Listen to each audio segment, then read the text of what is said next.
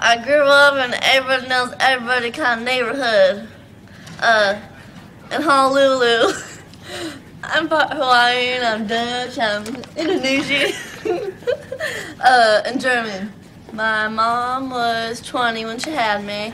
I had a younger brother, moved around, had a lot of kids. When I was 5, I saw my father choking my mom against the wall, and it was like really scary. And he would like slap her and like punch her all the time, and I'll just take my brother into the other room and I just make it so he can't hear anything. Okay, pause. It's hard. Okay, when I was 9 years old, my parents got into crystal meth, and it became more important to pay the dealer rather than the rent, and well, the electric bill too. So we had to move to another place on the island, and I had to like go to different schools and stuff, and and it was really bad. My home, like a lot of people would want to go there and stuff, like all my friends, and they just want to hang out there and like do drugs, and the drugs were like really bad, and they like kind of like mess us up a little bit. And one time, my mother like gave me a drink, and so like I started like drinking a lot, and now all I do is like drink and like do meth, and pause it.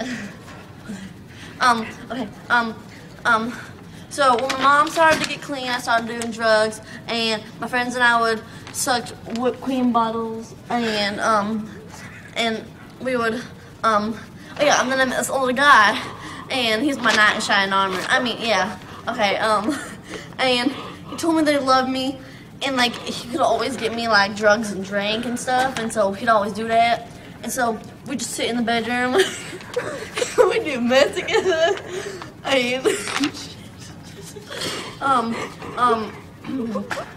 and I use drugs to cover up my feelings of guilt and embarrassment and not being good enough, and then I turn into like a rebel mood. We're done.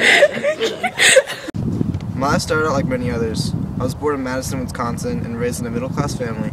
My father was in the Marine Corps, so I had to move around a few times, but I found childhood and loving, caring family who did anything for me. When I got to high school, things changed. I felt distant from people and had to fight harder to have friends, and I was shy all the time. Then I began hanging out with older kids, going to parties and doing everything bad. My parents liked their friends and enforced strict rules. I quit school and my relationship with my family pretty much fell apart. I started taking mushrooms and shrooms and smoking pot daily, and it finally wasn't shy around people anymore. I had more friends than ever before, and the first time I felt like I was part of something. People wanted to hang out with me, I felt cool. But I couldn't hold a job for more than 3 months.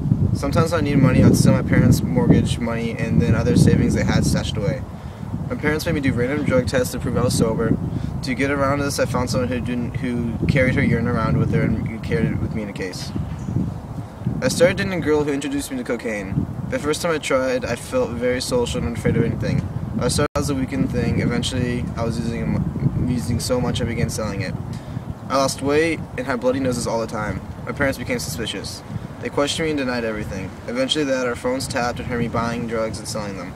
One night I came home and after a 6-day binge, and they questioned me again. Still I denied it. So they pulled out the tape and recorded.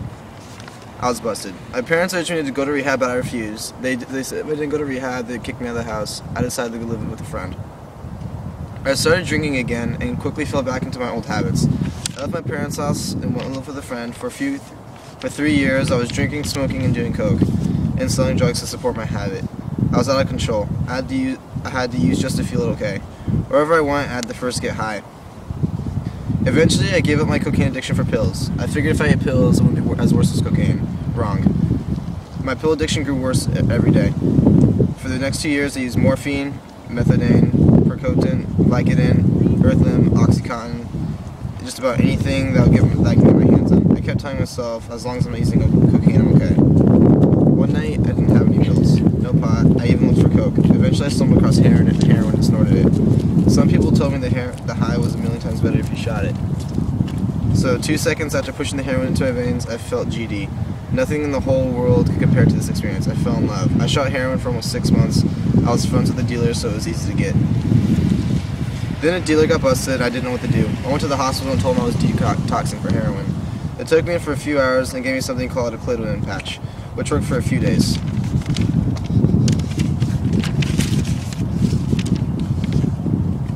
When I woke up on the 7th day, I felt horrible. I couldn't only think about where I could have get something, anything. No one had any drugs, so I started drinking so heavily that I'm lucky I'm alive today. So I started drinking so heavily. Oh. I can edit it out. Did you? I can edit it. Keep going. Oh, okay. Alright. I was stealing beer and borrowing money almost every day. Eventually drugs came back around and I felt okay. I met a girl at work and we started dating. She partied as much as I did. We'd go out to party, using and selling and doing whatever would get us high, including coke. Things seemed pretty good for a few months. I stopped using heroin and cocaine and slowed down on the alcohol. I still ate pills every day, but at least I wasn't using the heavier drugs. Then my girl started feeling nauseous and we found out she was pregnant. This changed everything for us. We decided we wanted to keep the baby and we made an agreement not to do anything. No more drugs, alcohol, cigarettes, anything. So I thought it'd be easier now, but the real reason to get my life together. I was wrong. It wasn't easy for me at all.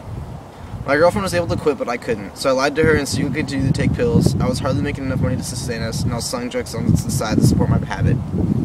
At 6 a.m. December 17th, 2002, the drug task force team knocked on my door with a warrant for my arrest. My girlfriend, who was 6 months pregnant, and I were both charged with the sales of narcotics and spent the night in jail. The next morning, the parents bailed her out for $500. Mine was $5,000. At this point, I was scared I had no drugs, but I was ready to some real help. I admitted myself to 4 months intensive patient stay. In the beginning, I fought the program. I didn't want to do anything. During the halfway point of the program, I had a family weekend. My family expressed how many drugs I used and affected them. I saw what I did through all those years and what was at me for lying about the drugs. We can do it later, after school. Okay. I grew up in a small rural town in Pennsylvania. I was a straight-A student involved in many school activities. I was one of the popular kids. I always dreamed of moving to New York City to study acting and pursue a career in theater. I felt that by using drugs I would become a part of their world and it would deepen my friendship with them to new levels. I tried pot, even a little cocaine, but it was ecstasy that changed my life forever. The first time I did ecstasy was complete and utter bliss. I had come to New York dreaming of a career in the theater. Drugs didn't rob me of that dream, but they did make me willing to forget about it. I stopped eating and sleeping. I worked only 2 days a week to support my habit. The rest of the time was spent getting high, almost always on ecstasy. I never could recapture the first high, no matter how much ecstasy I took. In 5 months, I went from living somewhat responsible while pursuing a dream to a person who didn't care about a thing. And the higher I got, the deeper I sank into a dark, lonely place. When I did sleep, I had nightmares and shakes. I had pasty skin, a throbbing head, and the beginnings of feeling paranoid, but I ignored it all, thinking I was normal. Until the night I thought I was dying. I thought I was seeing the devil, and I repeatedly asked my friends if I was dead. I was pacing frantically back and forth. Searching. Since then, my life has been uphill crawl. I hear people say ecstasy is harmless. Have you tried this? Okay.